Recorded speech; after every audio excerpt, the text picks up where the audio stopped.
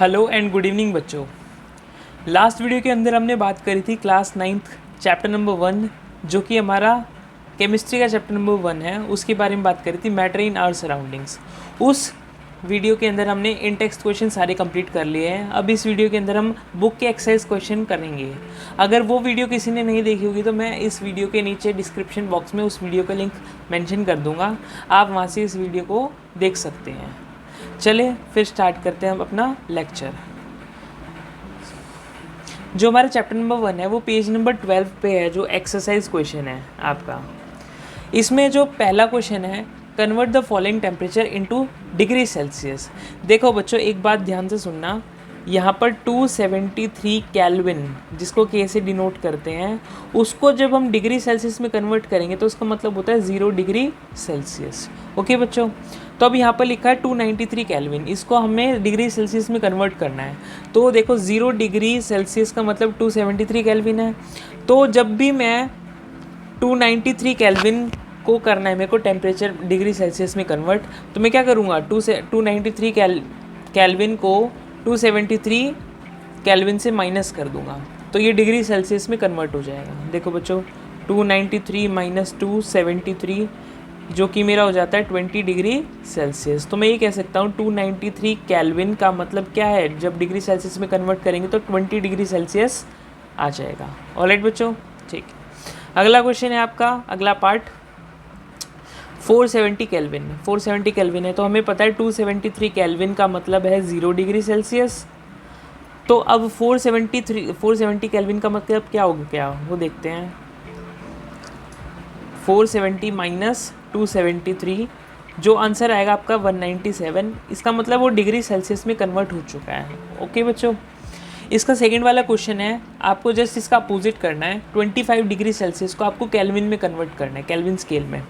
तो हमें ये पता है 0 डिग्री सेल्सियस का मतलब है 273 केल्विन। तो अब हमें 25 डिग्री सेल्सियस को केल्विन में कन्वर्ट करना है। तो पिछले वाले में हमने माइनस किया था, इस वाले में हम अब ऐड करेंगे 273 में। कोई भी वैल्यू होगी तो हम 273 में ऐड करेंगे, क्योंकि 273 का मतलब है 0 डिग्री सेल्सियस। अब इसमें 25 जैसे हमने ऐड किया तो आंसर आया हमारा 298 केल्विन। फिर से 373 डिग्री सेल्सियस है, इसको मैं कन्वर्ट करूँगा तो इसका आंसर आएगा मेरा 646 केल्विन। ओके बच्चों, अब हमारा थर्ड क्वेश्चन है, give reasons for the following observation. हमारी जो ऑब्जर्वेशन है उसके हमें आंसर्स को देना है। सबसे पहले आपके नेपथलीन बॉल्स है। नेपथलीन बॉल्स वही बॉल्स होती है जो कि घरों में यूज़ किए जाते हैं या फिर वॉशरूम्स में, टॉयलेट्स में यूज़ किए जाते हैं, किसी भी चीज़ को बदबू ना आए, ताकि वुलन क्लोथ्स में डाले जाते हैं ताकि उसमें कीड़े या बदबू ना आ जाए। ठीक है बच्चों, चलो। Naphthalene balls disappear with the time without leaving any solid. अब एक नेपथलीन बॉल जो होती है वो बिना लिक्विड में कन्वर्ट हुए सॉलिड से डायरेक्ट गैस में कन्वर्ट हो जाती है, गैस में कन्वर्ट हो जाती है। इस प्रोसेस को हम सब्लिमेशन प्रोसेस बोलते हैं। अब इसका आंसर देखो, सुनो। एट द रूम टेम्परेचर पे जैसे ही नेपथलीन बॉल्स जो है सब्लिमेशन प्रोसेस में जाती है। अब यहाँ पर पूरा प्रोसेस बता रखा है सब्लिमेशन क्या है, जिसमें वो सॉलिड से गैस में कन्वर्ट हो जाता है बिना लिक्विड स्टेट में आए हुए। ओके बच्चों, ठीक है। अगला क्वेश्चन है आपका, we can get the smell of perfume while sitting in several metres away. आप लोगों के घरों में या आप लोगों ने कभी ना कभी तो परफ्यूम या डिओड्रेंट या सेंट का यूज़ किया होगा। तो जब उसको अपनी बॉडी पे स्प्रे करते हैं तो उसकी जो स्मेल होती है, खुशबू होती है, वो बहुत लंबी दूरी तक के पर्सन को भी आसानी से पता लग सकता है कि आपने डिओड्रेंट या सेंट लगाया। तो वो ऐसा क्यों होता है, वो देखो।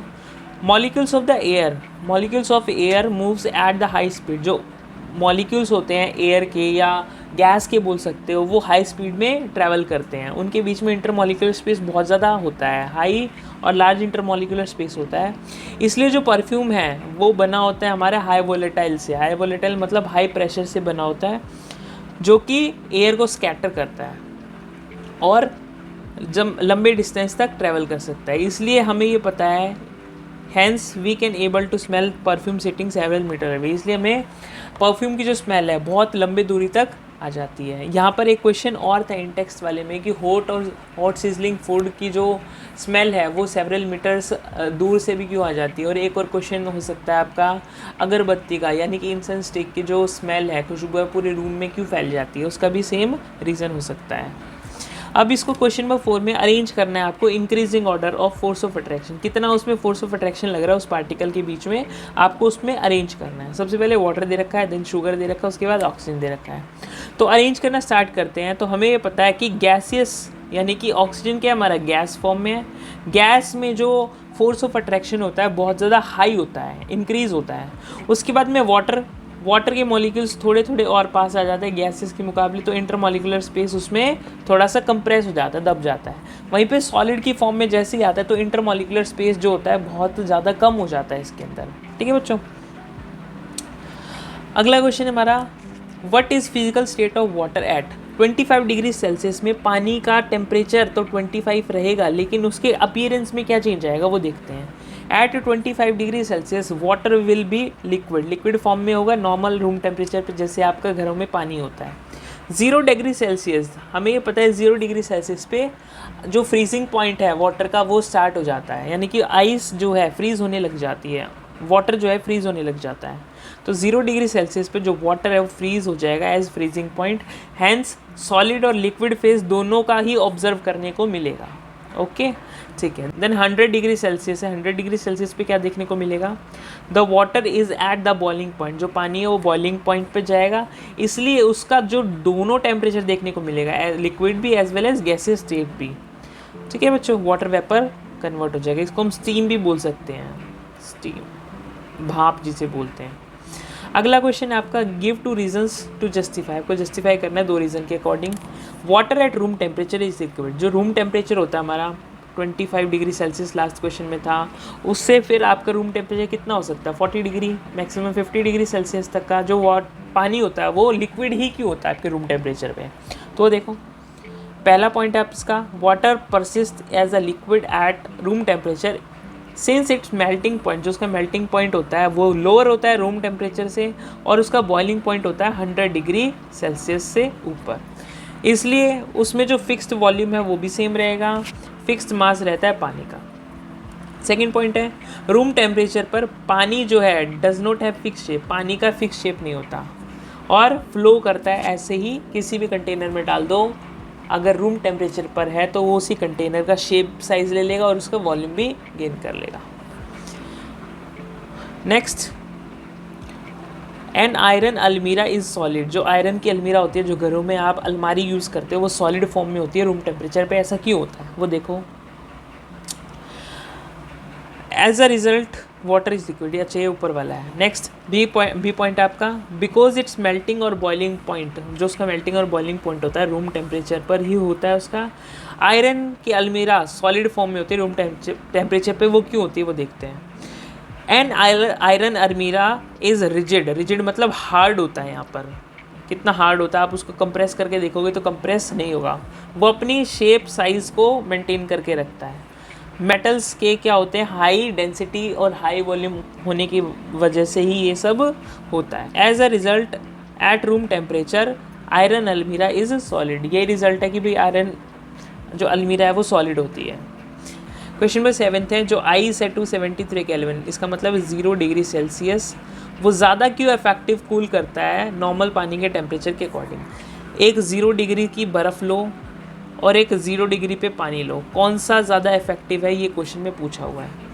तो हम स्टार्ट करते हैं। At 273 kelvin ice will observe the heat energy, जो आइस होती है हीट एनर्जी एब्जॉर्ब करना स्टार्ट कर देती है, या फिर इसको लेटेंट हीट ऑफ फ्यूजन या मीडियम बोल सकते हैं, एक मीडियम से दूसरे मीडियम में, और ट्रांसफर हो जाती है वाटर में, जिसकी वजह से जो आइस है उसके पास ज़्यादा कूलिंग इम्पैक्ट होता है as compare to same temperature पर अगर हमारे पास पानी होगा। तो देखो बर्फ़ जो है वो 0 डिग्री सेल्सियस तक पे उसको लेके जाओगे तो धीरे धीरे मेल्ट होना स्टार्ट हो जाती है अगर इंक्रीज़ करोगे तो उसका टेम्परेचर। वहीं पे 0 डिग्री सेल्सियस पे वाटर को लेके जाओगे तो यहाँ पर पहले से वो सॉलिड फॉर्म में है, आइस की फॉर्म में, अगर उसको हल्का सा भी गर्म करोगे तो उसके अंदर जो पार्टिकल्स है वो क्लोज पैक तो पहले से ही है, तो इम्पैक्ट उसका ज़्यादा पड़ेगा एज़ कम्पेयर टू लिक्विड से सॉलिड आने में, क्योंकि वो ऑलरेडी लिक्विड में, लिक्विड के थोड़े थोड़े दूर होते हैं, इनके पास होते हैं क्योंकि वो पहले से सॉलिड में है, तो इम्पैक्ट ज़्यादा सॉलिड वाले का पड़ता है विच इज़ आइस का एज़ कम्पेयर टू लिक्विड यानी कि वाटर का।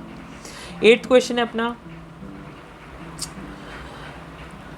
What produces more several Burns, किस में ज़्यादा बर्न जलन होगी, बॉइलिंग वाटर में या फिर स्टीम में, वो देखते हो।